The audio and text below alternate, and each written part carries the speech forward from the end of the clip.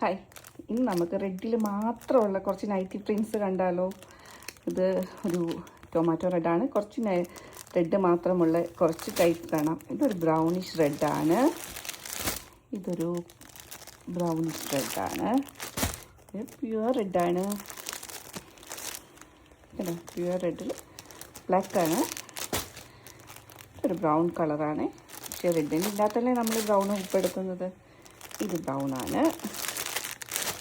അതെ, ഇത് കണ്ടോ, ഇത് റെഡിൽ റോസ് പ്രിൻസാണ് ഇതിൽ. പിന്നെ ബ്രൗണിഷ്, ഇത് പ്യുവർ റെഡാട്ടോ.